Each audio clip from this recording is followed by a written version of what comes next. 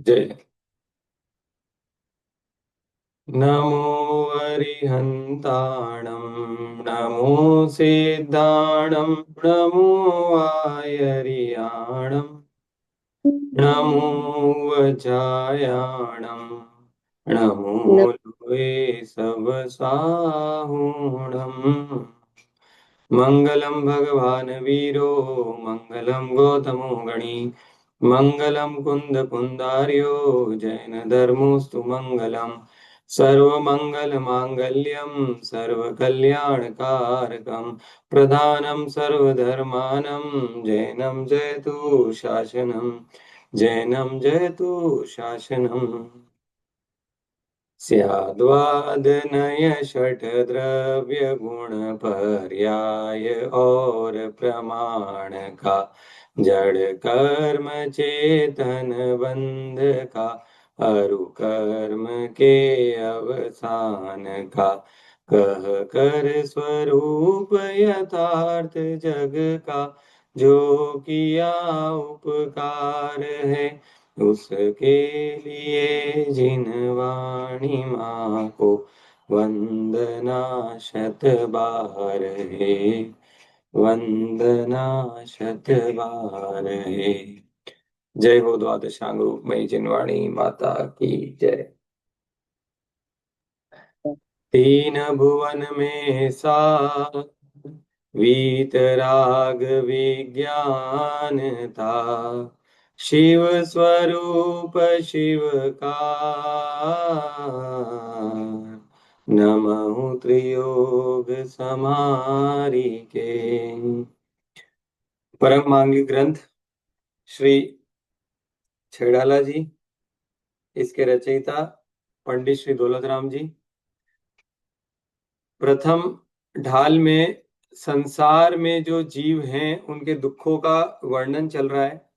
कल तक अपन ने तिर्यंच गति में होने वाले दुखों का वर्णन विशेष रूप से देखा, उसकी चर्चा की, उसको समझा कि अगर कोई जीव इस संसार दशा में या संसार में तिर्यंच गति में है तो तिर्यंच गति में होने की वजह से उसको क्या क्या प्रकार के दुख भोगने पड़ते हैं, कैसे कैसे वो पर्यायों में उत्पन्न होता है, कैसे वो नरकों में कैसे वो निगोदों में, कैसे वो इतर निगोदों में, कैसे वो एकेंद्रीय स्थावरों में उत्पन्न होता है, विकलत त्रयों में उत्पन्न होता है अर्थात दो इंद्री तीन इंद्री चार इंद्री बनता है, पंचेंद्री भी होता है, असंगी होता है, संगी होता है। तो हमने देखा कि वो कोई सी भी पर्याय धारण करे तिर्यंचों में उसको वहां पर दुख ही दुख है, वहां पे उसको कहीं भी 1% भी सुख जो है उस गति में हमको नजर नहीं आता।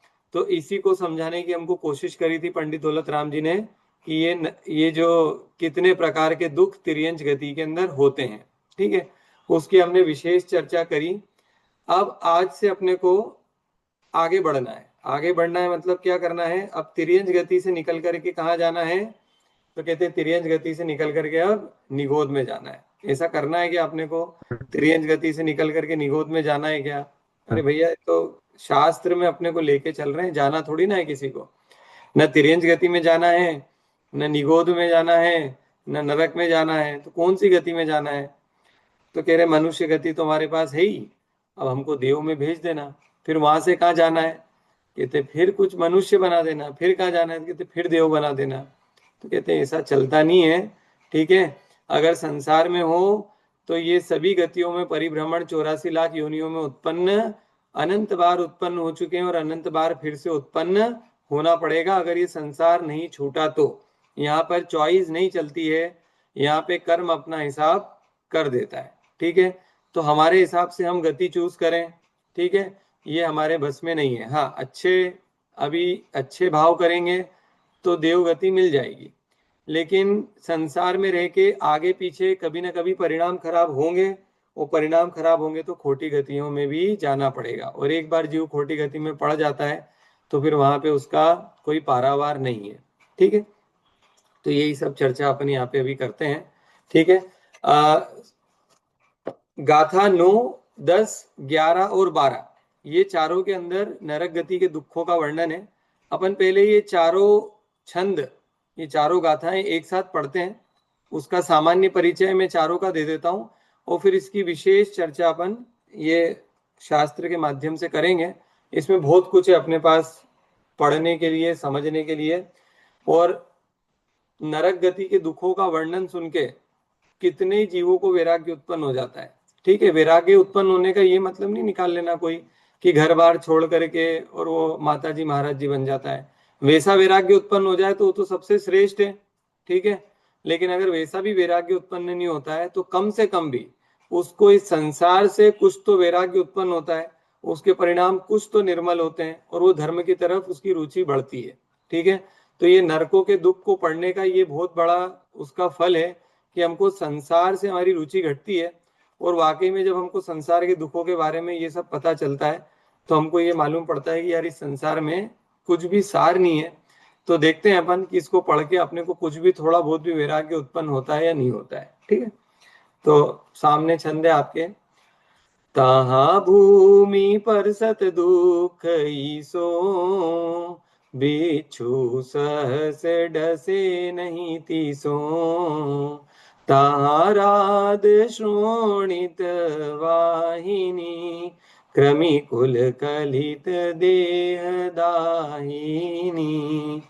क्या बोलते हैं, तहाँ भूमि पर सत दुख ईसो, उस नरक की भूमि को छूते से ही, उसका स्पर्श करते से ही ऐसा दुख होता है। कैसा दुख होता है, बिच्छू सहस डसे नहीं तीसो, जैसे हजारों बिच्छू एक साथ अगर डंक मार दे किसी को, उसको कैसी वेदना होगी, उससे भी अधिक दुख इसको नरक की भूमि को स्पर्श करने मात्र से होता है।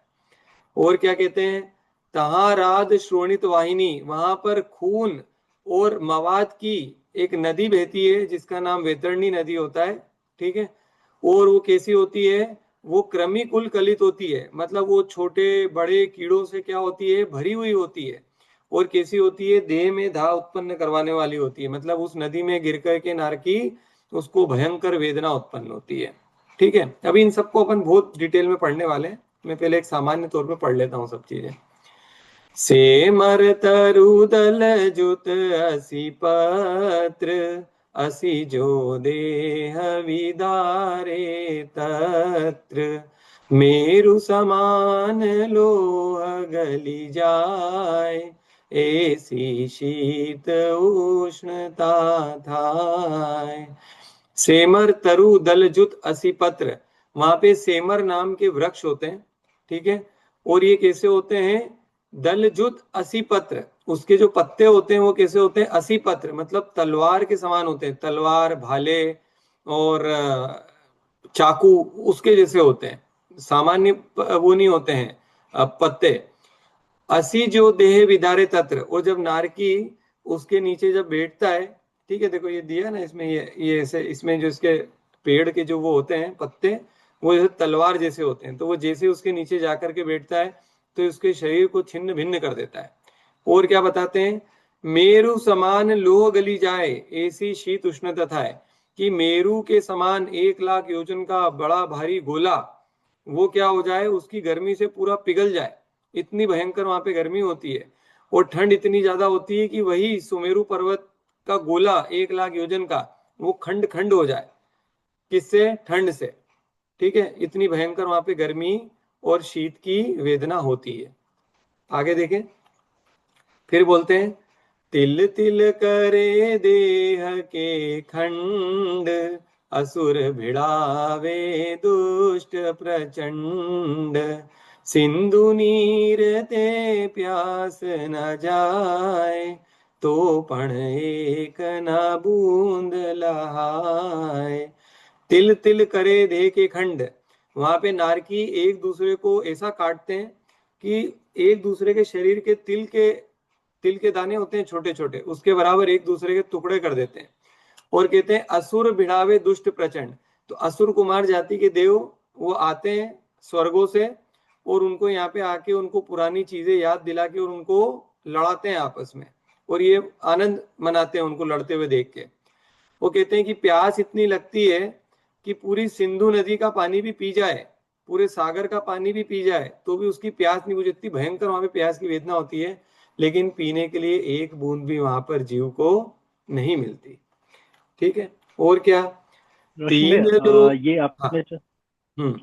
ये आपने जो बोला स्वर्ग, स्वर्ग में रहते हैं ये असुर हम्म कुमार के देव? ये देव होते हैं ना। अच्छा। ये मतलब ये देव होते हैं। तो ये अपने अपने विमानों में रहते हैं, स्वर्गों के विमान में। तो ये असुर कुमार जाति के देव होते हैं। इनको अभी उनके बारे में बताता हूँ मैं आपको। तो इनको बहुत कौतूहल होता है। तो ये वहां पे जाते हैं और वहां पे जाके लड़ाते हैं, करते हैं अपन उसकी चर्चा अभी विशेष। तीन लोक को नाज जुखाए, मिटे न भूख कणा आज न नेटवर्क में इशू हो रहा है रोशन भाई थोड़ा। नहाए। हाँ। नेटवर्क में इशू हो रहा है थोड़ा आज। नहीं क्या मेरे अच्छी को आ ही रही। है क्या खाली? नहीं नहीं, आ रही हमको है? भी आज क्लियर अब। आवाज क्लियर नहीं आ रही है सर? हाँ, कट कट के आ रही है आवाज। अरे देख, थोड़ा पहले पास में रखता हूँ नहीं, लैपटॉप नहीं को। आ रही है आवाज। अच्छा, क्या करा जा सकता है, आप मेरे को बताना अगर बिल्कुल गड़बड़ हो रही होगी तो फिर से मीटिंग ज्वाइन करेंगे। नहीं अभी ठीक है रोशन भैया। है अभी ना, ठीक है मैं आगे। थोड़ा पास में रखा है लैपटॉप को, या एक काम करता हूँ, रुको, ये ना ऑफिस वाला लैपटॉप यहाँ से हटा देता हूँ मैं। ये वाला लैपटॉप देखते हैं। तीन लोक को नाज जुखाए, मिटे न भूख कणा न लहाय। ये दुख बहु सागर लो सहे, करम जोग ते नर गति लहे। और भूख कितनी लगती है कि तीनों लोकों का जितना भी अनाज है उसको ये खा जाए एक नार की, तो भी उसकी भूख नहीं मिटे। लेकिन उसको खाने के लिए वहां पे एक दाना भी नहीं मिलता। और ऐसे भूख प्यास, शीत, उष्णता, ये सब दुखों को ये क्या करता है, बहुसागर, सागरों की आयु तक इसको भोगता है। और फिर कहीं जाकर के इसको कोई अच्छे कर्म के उदय से नरगति मिलती है। तो नरगति की बाद में चर्चा करेंगे। अभी अपन एक एक, ये जो अपन ने छंद पढ़े हैं, इन एक एक छंद की विशेष विशेष चर्चा अब अपन करते हैं, ठीक है। शास्त्र जी लेते हैं, ठीक है। तो इसके पहले जो सूत्र था उसमें क्या बोला था उन्होंने, कि तिर्यंच गति में कैसे भयंकर दुख होते हैं ना। और वो तिर्यंच गति में भी अपन ने देखा था कि उसको तिर्यंच गति भी निगोद से वो जो उसको वो गति मिली थी, मतलब वो दो इंद्री तीन इंद्री आदि हुआ था, वो भी बहुत दुर्लभ था। ठीक है। अब ये इतनी दुर्लभता को पार कर करके भी और दुख उठाते उठाते, मतलब इतनी दुर्लभ चीज भी कैसी है, वो दुख को उत्पन्न करने वाली है। और अभी ये आगे बढ़ा, पंचेंद्रिय हुआ, लेकिन नारकी हुआ, और नारकियों के कैसे दुख होते हैं उसकी विशेष चर्चा अपन यहाँ करते हैं। प्रथम तो संसार में एकेंद्रीय में से पंचेंद्रिय होना दुर्लभ है। और पंचेंद्रिय होकर भी जो तिर्यंच या मनुष्य तीव्र पाप करते हैं वे नरक में जा गिरते हैं। ठीक है। और वैसे मतलब वो दुर्लभ तिर्यंच गति, मतलब दुर्लभ तिर्यंच गति का क्या मतलब है कि वो पंचेंद्रिय आदि होना। ठीक है। इतनी दुर्लभता से जो तिर्यंच गति मिली थी, इंद्रियों की परिपूर्णता मिली थी, उसमें भी पाप करके ये जीव कहाँ गिर जाता है, नरक में जाके गिर जाता है।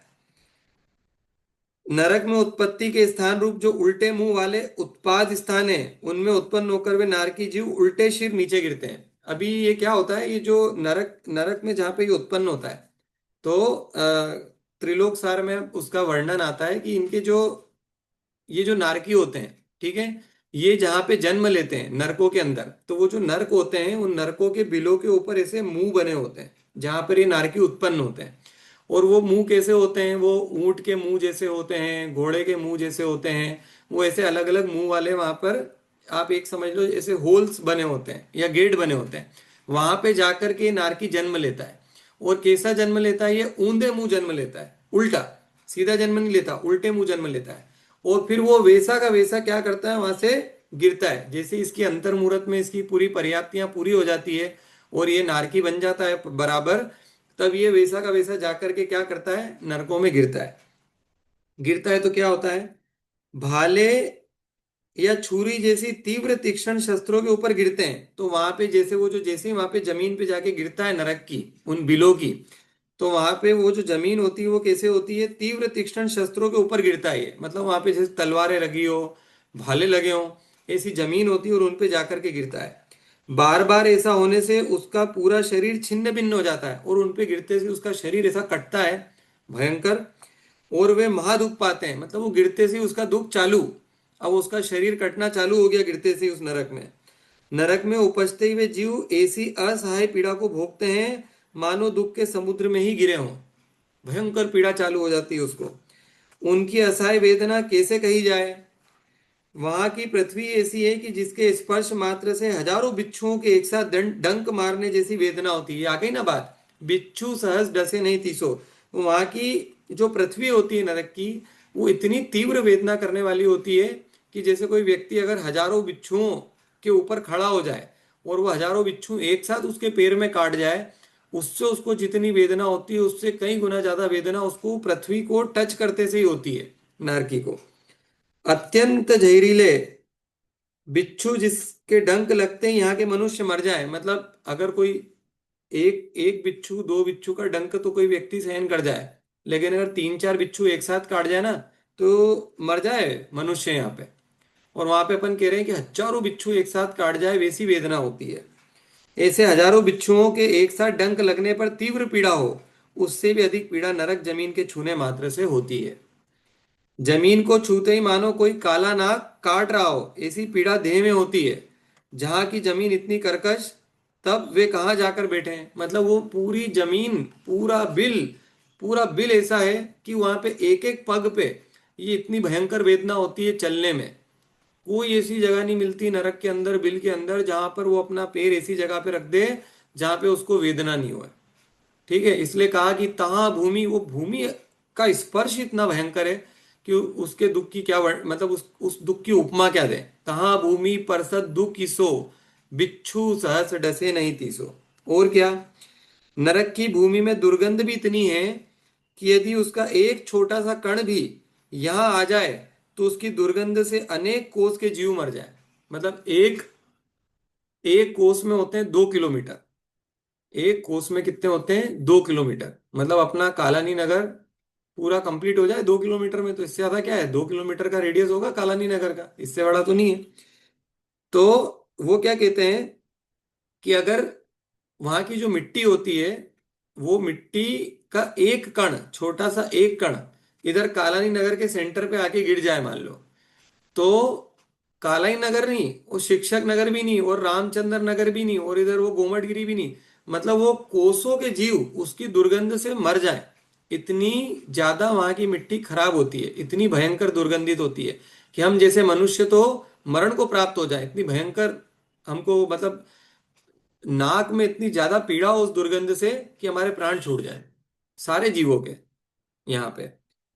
वहां पर दुर्गंधमय रक्त पीप से भरी हुई वैतरणी नदी, उसको देखकर भ्रम से पानी समझकर नारकी उसमें कूद पड़ता है। अब ये तहां रात शोरित वाहिनी क्रमी कुल कलित दे दाहिनी, इसकी चर्चा हो रही है कि वहां पर एक बहुत ही दुर्गंधमय रक्त पीप से भरी हुई वैतरणी नदी, उसको देखकर भ्रम से पानी समझकर नारकी उसमें कूद पड़ता है। अभी क्या होता है, बेचारे का शरीर भयंकर, उसको जलन होती है, वो जमीन इतनी भयंकर वो है, उसको जलन होती है, तो जलन होती है, पूरा शरीर उसका ऐसा कट कट रहा होता है, तो उसको लगता है कि मैं कोई ऐसी जगह चले जाऊं जहां पे मेरे को थोड़ी शांति मिले। तो इसको ये वैतरणी नदी वहां पे बहती हुई दिखाई देती है। तो ये वैतरणी नदी में जाकर के कूदता है ये सोच करके कि यहाँ मेरे को थोड़ी सी शांति मिल जाएगी। वह वैतरणी नदी अतिशय दाह करने वाली है और ऐसी दुर्गंध वाली है मानो सड़े हुए कीड़ों से भरी हुई हो। अब वो जैसे ही वहां पे गिरता है तो इसका दुख और भयंकर बढ़ता है। क्यों? क्योंकि वो भयंकर कीड़ों से भरी हुई है। ठीक है, उस नदी में जल समझकर अपने देह की ताप मिटाने की आशा से जब वह नारकी उसमें उतरता है तो बड़ी तीव्र दाह से दुखी होता है, उसको और भयंकर उसका दुख बढ़ जाता है। नरकों में कीड़े बिच्छू आदि विकलेंद्री जीव नहीं होते एवं सर्प आदि पंचेंद्री तिर्यंज भी नहीं होते, तो फिर इनको काटता कौन है? वो अपन ने बोला ना कि ये कीड़ों से भरी पड़ी हुई है, तो वो कीड़ों से भरी पड़ी हुई, तो कीड़े आते कहाँ से हैं? तो वहां पे क्या विकलेंद्री जीव आते हैं जो यहाँ पे जैसे अपने को दिखते हैं कीड़े मकोड़े, वैसे कीड़े आते हैं क्या वहां पे? तो कहते हैं वहां पे वैसे विकलेंद्री कीड़े नहीं होते, क्योंकि तिर्यंज जाकर के नरकों में उत्पन्न नहीं होते हैं। ठीक है, क्या होता है, वहां पे विक्रिया होती है, दूसरे ही नारकी होते हैं, क्योंकि वहां पे बहुत सारे नारकी होते हैं। तो वो नारकी ही क्या करते हैं, वो बिच्छू बन जाते हैं, वो कीड़े बन जाते हैं, वो उस नदी के अंदर क्या करते रहते हैं, वो उस नदी में जाकर के वैसे बन जाते हैं, उस रूप बन जाते हैं। और फिर जब वो नारकी उसके अंदर आता है तो ये मिल करके उसको क्या करते हैं, सब पीड़ा देते हैं। वहां पे विकलन, मतलब वहां पे विकलत्रय जीव नहीं होते हैं, ध्यान रखना नरक में। यही नारकी जो होते हैं ना, ये विक्रिया करते हैं। ठीक है, ये अलग अलग विक्रिया करके कोई बाघ बन जाता है, कोई शेर बन जाता है, कोई मगर बन जाता है। और ये फिर दूसरे जो नारकी आते हैं, नए नारकी, उनको फिर ये भयंकर उन पे क्रोध करते हैं और उनको बिल्कुल तहस नहस कर देते हैं, खा जाते हैं, काट देते हैं। ठीक है। परंतु दूसरे नारकी अपृथक विक्रिया के द्वारा ऐसा सर्प आदि व विकलेंद्रीय रूप धारण करते हैं। किसी को तांबे के धधकते रस में फेंकने पर उसे जो दुख हो, उससे भी अधिक दुख वेतरणी में पड़ने वाले नारकी जीव को होता है। तो मतलब यहाँ पे भयंकर कोई तांबा लो, ठीक है, तांबे का मेटल लो, मतलब तांबा हुआ ना, वो तांबे को बहुत तेज अग्नि पे उसको गर्म करो तो वो पिघल जाएगा। और फिर उस धधकती अग्नि के अंदर किसी को डाल दो तो उसको कितनी अतिशय वेदना होगी। वैसी वेदना, या यूं कहें उससे अधिक वेदना, इसको उस वैतरणी नदी के स्पर्श से होती है। ठीक है। अज्ञानी लोग में ऐसी कल्पना है कि जिसने यहाँ पर गाय का दान दिया होगा, वह नरक में उस गाय की पूंछ पकड़कर वैतरणी नदी को पार कर लेगा, परंतु ये तो बिल्कुल भ्रम है। ये सुना है आपने कभी ऐसी बात कि ये लोग, मतलब ऐसा वैदिक मत में ऐसी बात आती है कि जिनको वैतरणी नदी पार करना हो अगले भाव में, तो वो यहाँ पे गोदान कर दो। गोदान करोगे तो उसकी पूंछ पकड़ के जो है वैतरणी नदी को तर जाओगे। ऐसा है अपने यहाँ पे, वेदों में ऐसा आता है ये। जो गाय यहाँ दी गई वह नरक में कैसे पहुंच गई? सबसे पहले तो वो गाय जो तुम यहाँ पे दान कर रहे हो वो बेचारी नरक गई क्यों? ठीक है। तथा उस गाय का दान देने वाला नरक में जाए और वहां पर गाय की पूंछ पकड़कर वैतरणी को पार करे, ये कैसी बात है? तो इससे तो अच्छा ये है कि नरक में जाना ही ना पड़े, ऐसा उपाय करना। तो तू ऐसे काम ही क्यों करना कर रहा है कि भैया जिससे तेरे को नरक में जाना पड़े वो फिर वो गाय तेरे को बचाने के लिए आए?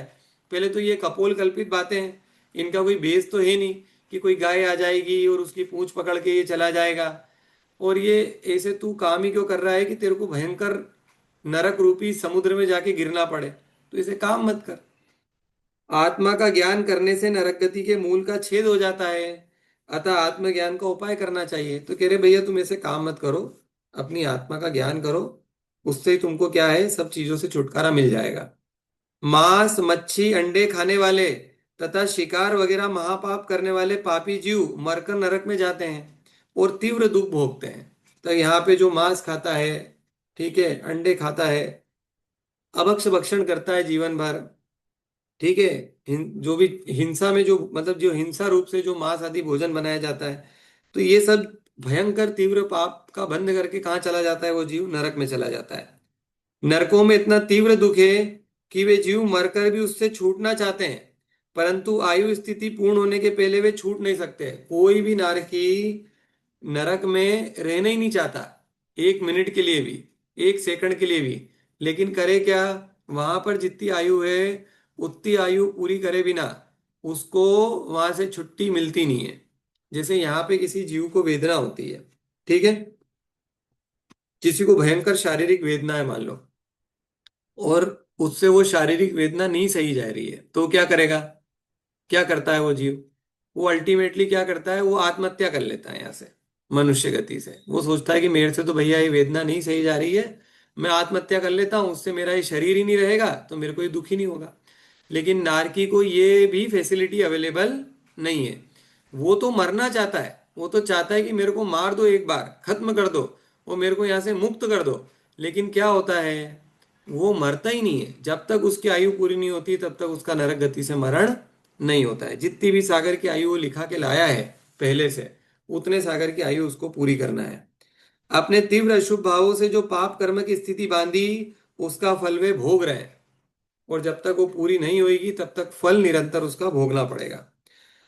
उनके शरीर के लाखों टुकड़े होकर इधर उधर बिखर जाने पर भी वे मरते नहीं है। पारे की तरह उनका शरीर फिर इकट्ठा हो जाता है। तो नारकी को जैसे वो काट देते हैं ना, बोला ना तिल तिल करे देह के खंड, तो वो भले ही उसके तिल्ली के बराबर छोटे छोटे टुकड़े भी कर दे, तो भी वो सब पारे की भांति आकर के क्या हो जाते हैं, फिर से जुड़ जाते हैं, और फिर से उसको उसी शरीर में कष्ट दिया जाता है। नरकों के ऐसे तीव्र दुखों का कारण मिथ्यात्वादी है, ऐसा जानकर उसका सेवन छोड़ो, और सुख का कारण सम्यक्तवादी है, ऐसा जानकर उसका सेवन करो। तो इस दुख का मूल कारण तो क्या कहा उन्होंने? इस सब ये दुख का मूल कारण तो क्या है? वैसे तो मिथ्यात्व है, हमारी खोटी मान्यता। ठीक है। तो कहते हैं कि ऐसी खोटी मान्यताओं को छोड़ो, सम्यक को धारण करो, ताकि नरकों में हमको नहीं जाना पड़े। ये जो नरक जो शब्द बना है ना, नरक, तो नरक में जो रहते हैं उनको क्या बोलते हैं? नारकी। ठीक है। अब ये जो नारकी शब्द बना है ये किससे बना है? नारक से। नारक। और ये जो नारक शब्द बना है ये बना है नारद से। नारद। नारद का मतलब होता है जहां पर कोई जीव रत नहीं है, मतलब जहां पर जिस जो जीव रहते हैं उनको उस जगह से रति नहीं है, उस जगह पे रहने की इच्छा नहीं है, ऐसी जगह को बोलेंगे नारद। ठीक है। नारद से शब्द बना नारक, और नारक मतलब नरक। तो उस नरक में जो जीव रहते हैं नारकी। तो ये इसका व्युत्पत्ति अर्थ हुआ कि ये नरक, नारक, नारकी, ये शब्द बने कैसे। ठीक है।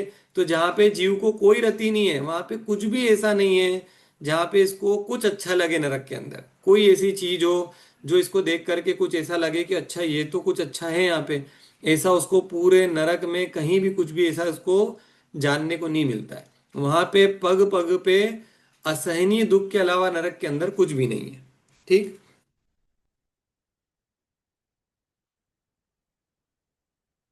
आत्मा अनादि अनंत है, उसका अब तक का काल कैसी दशा में बीता, उसका मोक्ष तो हुआ नहीं। यदि मोक्ष हुआ होता तो वह सिद्धालय में अपने परम आनंद में सदैव विराजमान रहता, और फिर ऐसा अवतार या दुख उसको ना होता। मोक्ष को पाने वाला आत्मा संसार में फिर अवतार धारण नहीं करता। जीव ने अब तक संसार की चारों गतियों में दुख भोगने में ही काल बिताया है। कैसे कैसे स्थान में कैसी कैसी पर्याय में उसने दुख भोगा, उसकी यह कहानी है। तो फिर से वो कह रहे हैं कि ये नरक के दुख अभी जो आप पढ़ रहे हो, इसको देख के ये नहीं सोच लेना कि ये नारकियों का कथन हो रहा है। ये नारकियों का कथन नहीं हो रहा है, ये अपने दुखों का कथन हो रहा है, ऐसा समझ के पढ़ना। क्योंकि हमने अनंत बार नरकों में जन्म लिया है। हम मतलब हम ये जो 12-15 लोग जितने भी अपन बैठे हैं अभी, ठीक है, हम सब लोगों ने अनंतों बार नरकों में जन्म लिया है। और ये जो दुख है ये हम अनंत बार भोग करके आए हैं। अब इस दुख, और होता क्या है, दुख भोग के आते हैं, अगली पर्याय मिलती है, इन दुखों को भूल जाते हैं। तो अब हमको आचार्य ये कह रहे हैं कि हम तुमको भूलने नहीं देंगे, तुम उन दुखों को याद करो, और ये प्रण करो कि अब तुम ऐसा कोई काम नहीं करोगे जिससे तुमको वापस से नरकों के अंदर जाना पड़े। इसलिए हम तुमको इन नरकों के दुखों को पढ़ाते हैं। रत्न प्रभा पृथ्वी के पंख भाग के क्रमशः नीचे 7 नरक पृथ्वियां हैं, जिसमें 84 लाख नरक वास है। कितने बिल होते हैं नरकों के? कुल कुल कितने नरक होते हैं? कुल 7 नरक होते हैं। उन 7 नरकों में कितने बिल होते हैं? 84 लाख नरकवास या बिल होते हैं उनमें, जिनमें ये नारकी उत्पन्न होते हैं। इनके नाम पता है ना नरकों के? रत्न प्रभा, शर्करा प्रभा, बालू का प्रभा, पंक प्रभा, धूम प्रभा, तम प्रभा, और महातम प्रभा। ये ऐसे 7 नाम हैं इनके। ठीक है। तो शर्करा प्रभा मतलब जिसकी आभा कैसी हो? शक्कर के दाने जैसी, शर्करा प्रभा। फिर पंक प्रभा। पंक प्रभा मतलब नहीं, शर्करा प्रभा, और हाँ, शंख प्रभा, पंक प्रभा, रत्न प्रभा। हाँ, तो पहली रत्न प्रभा मतलब जिसकी प्रभा रत्नों जैसी हो। फिर शर्करा प्रभा जिसकी प्रभा शक्कर के दाने जैसी हो। फिर कौन सी हुई? बालू का प्रभा मतलब जो रेत के जैसी जिसकी प्रभा होती है, मतलब वहां का जो लाइट होती है वो कैसी होती है? रेत के जैसी। और फिर क्या बोला? पंख। पंख मतलब कीचड़ के जैसी। फिर धूम प्रभा, धूम मतलब धुएं के जैसी, काली काली। फिर तम प्रभा मतलब अंधकार, और महातम मतलब घोर अंधकार। तो वो उनके नाम से ही समझ में आता है कि नीचे नीचे के नरकों में कैसी स्थिति होती होगी जीव की। ठीक है। अब वो पहले पहले वाले का नाम क्या है? रत्न प्रभा। ठीक है। तो कभी आप देखना, कुछ लोग ना अपने घर के आगे, जैसे घर बनाते तो घर के आगे लोग नाम लिखवाते ना, कोई क्या नाम लिखवा देता है, कोई निलय लिखवा देता है, कुछ क्या लिखवा देता है, ऐसे नाम लिखवाते हैं लोग, वाटिका और ये और वो। तो अगर किसी के घर के आगे रत्न प्रभा लिखा हो तो उसको समझाना कि भैया तुम अपने घर के आगे रत्न प्रभा मत लिखो, क्योंकि रत्न प्रभा जो है वो नरक का नाम है। तो नरक के नाम से अपने घर का नाम क्यों रखना? भले ही उसकी जो उसका जो उजास हो वो रत्न जैसा हो, लेकिन वहां पे रत्न जैसे कोई सुख नहीं है ना, वहां है तो भयंकर दुख ही। ठीक है। तो ये इनके नाम है। आगे, रत्न प्रभा पृथ्वी के पंख भाग के क्रमशः नीचे 7 नरक पृथ्वियां हैं, जिनमें 84 लाख नरकवास है। उनमें जीव अपने पाप के फलरूप घोर दुख भोग रहे हैं। यह कोई कल्पना नहीं अपितु सत्य है, सर्वज्ञ भगवान का देखा हुआ है। और कभी किसी को ऐसा लगे कि ये सब क्या बातें कर रहे हो आप, ये क्या लिख के चले गए हैं, ये तो सब ऐसा लगता है जैसे कोई कल्पना हो, कौन ऐसा सब बनाता होगा, कौन वहां पे कोई ऐसे जाकर के नदियां बनाता होगा, तो कहते हैं इसको कोई बनाने वाला नहीं है, ये सब स्वतः निर्मित चीजें हैं। अनादिकाल से ये स्वर्ग नरक मनुष्य लोग सब ऐसे ही बने हुए हैं, इसको कोई बनाने वाला तो है नहीं। जीव पाप करेगा तो पाप के दुख भोगने कहाँ जाएगा, कहीं तो उसको जाना पड़ेगा।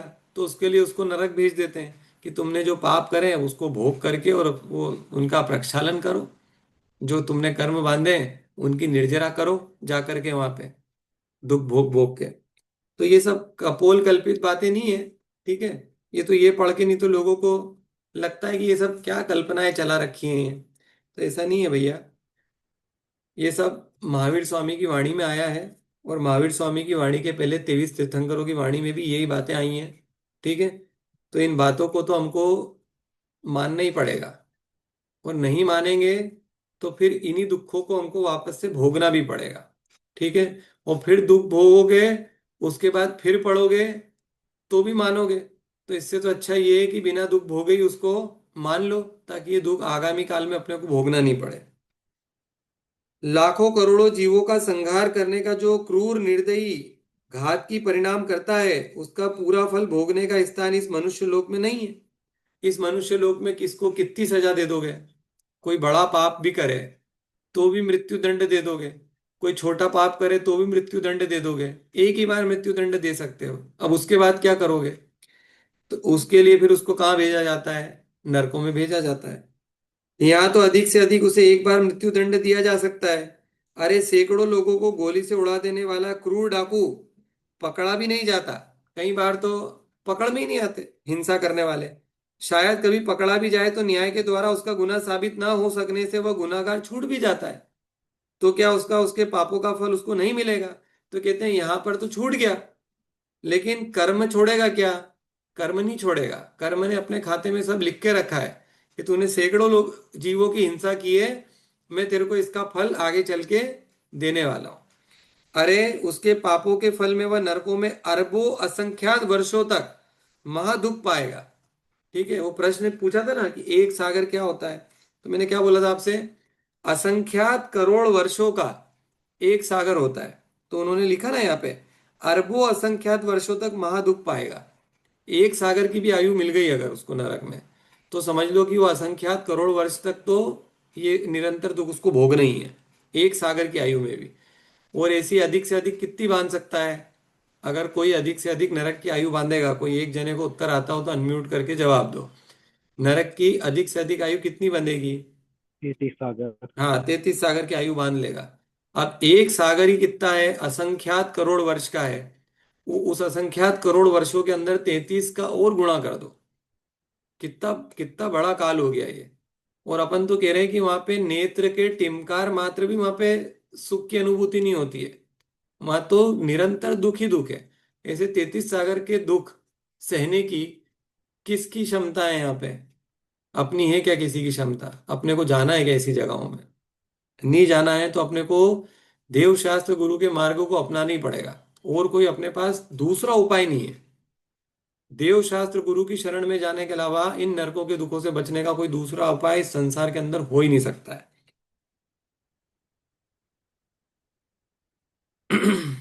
जगत में पुण्य व पाप करने वाले जीव हैं, उसी प्रकार उसके फलस्वरूप स्वर्ग और नरक के स्थान भी है। पुण्य करेगा तो स्वर्गों के सुख भी भोगेगा, और पाप करेगा तो नरकों में उसको दुख तो भोगना पड़ेगा।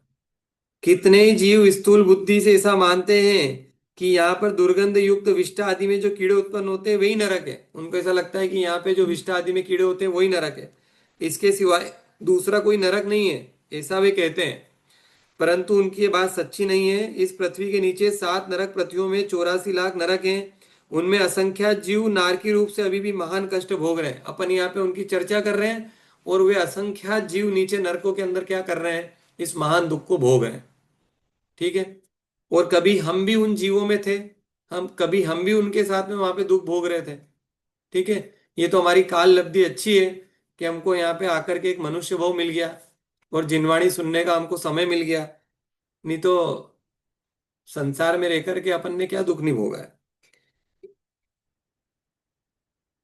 84 लाख नरकों में 16,80,000 नरक तो संख्यात योजन लंबे चौड़े हैं। अब देखो, जो 84 लाख जो कुल बिल होते हैं, उनमें से 16 लाख, 84 लाख में से 16,80,000 नरक तो संख्यात योजन लंबे चौड़े हैं।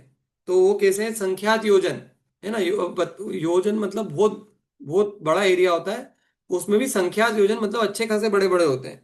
और 67,20,000 बचे हुए जो बिल हैं, 67,20,000 नरक, वे असंख्यात योजन के होते हैं। मतलब उनका तो कोई, क्या बोले, असंख्यात योजनों के इतने बड़े बड़े बिल होते हैं। संख्यात योजन वाले नरक में संख्यात नारकी और असंख्यात योजन वाले नरक में असंख्यात नारकी रहते हैं। क्योंकि कुल नारकियों की संख्या कितनी है? तो कुल नारकियों की संख्या है असंख्यात। असंख्याता संख्यात बहुत बड़ी संख्या है। ठीक है। बहुत बड़ी असंख्याता संख्यात एक संख्या होती है, उतने नारकी पाए जाते हैं, हर समय पाए जाते हैं। ठीक है, नरकों में। ये नारकी जीव तो पंचेंद्रिय हैं, जबकि विष्ठा के कीड़े वगैरह तो विकलेंद्रिय तिर्यंच है, वे नारकी नहीं है। तो कह रहे कि भैया तुम यहाँ पे जो सब देखते हो, यहाँ पर भी अपन देखते हैं ना, कितना भयंकर गंदगी कई जगह। अपने को कितनी, अभी इंदौर में रहते हैं तो अपने को गंदगी देखने की आदत छूट गई है, लेकिन फिर भी कई जगह अपन बाहर चले जाओ तो अपने को कितनी भयंकर नालियों में और इधर भयंकर गंदगी दिखती है। उसमें कितने सारे कीड़े और लटे और क्या क्या उन नालियों के अंदर जो है उत्पन्न हो जाते हैं। अपन ऐसा कहते हैं कि अरे बाप रे, यहाँ पे जो लोग रहते हैं कैसा नरको जैसा जीवन है, अपने मुंह से निकल जाता है ना, या कोई बहुत भयंकर दुखी जीवन जी रहा हो। ठीक है, तो अपन क्या कह देते हैं कि देखो कैसा नरक जैसा उसका जीवन है। लेकिन सच बात तो ये है कि यहाँ मनुष्य लोक में ऐसा कोई भी गंदगी, ऐसा कोई भी दुख, ऐसी कोई भी जगह ऐसी नहीं है जिसकी उपमा अपन नरक से दे सके। सामान्य भाषा में अपन बोल देते हैं कि इनके दुख तो नरक जैसे हैं, लेकिन नरक के दुखों के सामने यहाँ के कोई भी दुख, कोई भी कंपैरिजन ही नहीं है। मतलब वो नरक के दुख और ये चीजें, ये आपस में अनकंपेरेबल है। कोई आपस में उनका लेना देना नहीं है। ठीक है। समय अपना होने वाला है, चलो मैं एक पैराग्राफ और पढ़ देता हूँ, फिर अपन इसकी चर्चा कंटिन्यू करते हैं। अभी ये 4-5 दिन यही चलेगा। अपन नरक से अभी बाहर नहीं आएंगे 5 दिन तक। ठीक है। नरकों का ही भ्रमण करेंगे अपन 5 दिन तक। आत्मा का स्वभाव अनंत आनंदमय है। उस आनंद स्वभाव की विराधना करने वाल करके जीव जितनी विपरीतता करता है, उतना ही दुख वह भोगता है। आत्मा का तो आनंद रूप स्वभाव है। स्वभाव से हटके विभाव में लगता है। जितना जितना विभाव में जीता है, उतना उतना वह नरकों में दुख उठाता है। आनंद स्वभाव आत्मा की आराधना करने से सिद्ध भगवान अनंत सुख भोग रहे हैं, और उस आनंद स्वभाव आत्मा की विराधना करके राग में सुख मानने वाले मिथ्यादृष्टि जीव संसार में अनंत दुख भोग रहे हैं। तो जो उस आत्मा, आत्मा का जिसने स्वाद लिया है, उस आत्मा को जिसने भजा है, उस आत्मा की जिसने पूजा की है, वो तो उस आत्मा के सहारे सिद्ध गति को प्राप्त कर गया। और उस आत्मा की विराधना करने वाले संसार में अटक करके अनेकों दुखों को भोगते हैं। ठीक है। अब इसकी चर्चा अपन कल वापस से कंटिन्यू करते हैं। अभी समय हो गया है तो जिनवाणी स्तुति कर लेते हैं। जावाणी के ज्ञान ते सूझे लोकालो, सो वाणी मस्तक नभो सदा देत हूँ ढो। हे जिनवाणी भारती तो हे जपो दिन रैन, जो तेरी शरणा गए सो पावे सुख चैन।